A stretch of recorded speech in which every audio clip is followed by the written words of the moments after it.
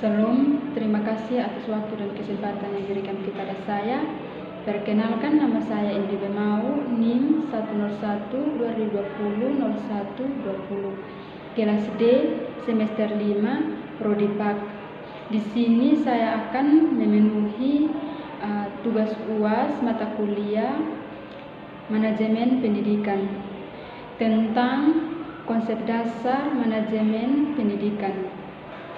Yang pertama, pengertian manajemen secara umum adalah proses mengatur dan mengelola suatu organisasi atau bidang tertentu demi mencapai tujuan yang sudah ditetapkan bersama dengan cara memanfaatkan seluruh sumber daya yang dimiliki.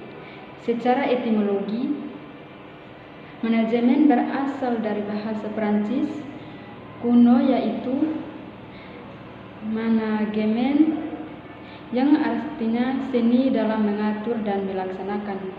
Yang berikut manajemen pendidikan. Manajemen pendidikan adalah manajemen yang diterapkan dalam pengembangan pendidikan. Yang berikut manajemen PAK. Manajemen PAK berarti seni dan ilmu mengelola sumber daya PAK untuk mencapai tujuan PAK yang efektif dan efisien. Yang berikut fungsi manajemen yang terdiri dalam 4. Yang pertama, perencanaan, pengorganisasian, pengarahan, dan pengawasan atau supervisi. Yang berikut penting manajemen dalam PAK. Manajemen pendidikan agama Kristen sangat perlu dikembangkan karena tuntutan zaman yang begitu pesat dan menuntut semua orang untuk mengatur dan mengelola lembaganya dengan baik. Tujuan diperlukan manajemen ini ialah: yang pertama, manajemen diperlukan agar tujuan pribadi dan organisasi dapat dicapai dengan baik dan benar dan sesuai dengan sasaran awal. Yang berikut, manajemen juga diperlukan untuk menjaga keseimbangan antara tujuan sasaran dan kegiatan yang saling bertentangan dari pihak yang punya kepentingan dalam organisasi. Yang berikut, manajemen dibutuhkan untuk mencapai efisiensi dan efektivitas suatu organisasi. Tanpa manajemen yang baik, maka apa yang sudah ditetapkan di awal tidak bisa dicapai dengan baik dan benar. Yang berikut tujuan manajemen PAK. Yang pertama, meningkatkan mutu pengelolaan pendidikan keagamaan Kristen melalui adanya kemandirian dan inisiatif setiap lembaga pendidikan keagamaan Kristen dan pengelolaan dan memberdayakan berbagai sumber daya yang tersedia.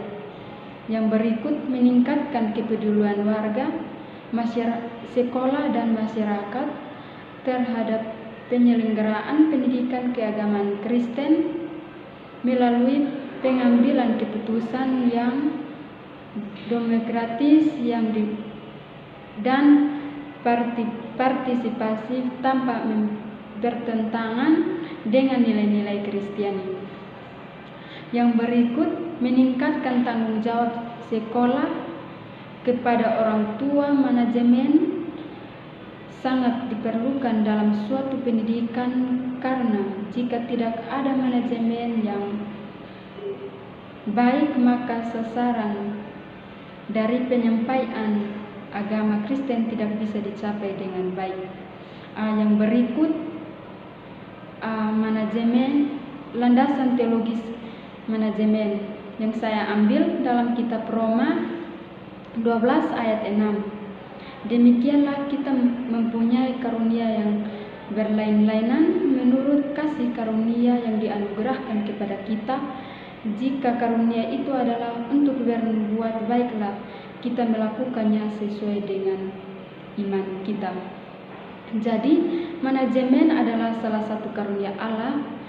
Ada dalam Alkitab kita masing-masing mempunyai karunia-karunia pelayanan yang berlainan. Karunia itu diberikan oleh Allah kepada kita menurut rahmat-Nya. Sebab itu kita harus memakai karunia-karunia itu. Orang yang mempunyai karunia untuk mengabarkan berita dari Allah harus mengabarkan berita Allah dari Allah itu menurut kemampuan yang ada padanya. Orang yang mempunyai karunia untuk menolong orang lain, orang yang mempunyai karunia untuk mengajar, harus sungguh-sungguh memberi semangat kepada orang lain. Orang lain mempunyai karunia untuk memberi kepada orang lain apa yang dia punya, harus melakukan itu dengan murah hati secara wajar. Orang yang mempunyai karunia untuk memimpin harus sungguh-sungguh memimpin. Orang yang mempunyai karunia untuk menunjukkan belas kasihan kepada orang lain harus melakukannya dengan senang hati. Demikian penjelasan saya, sekian dan terima kasih.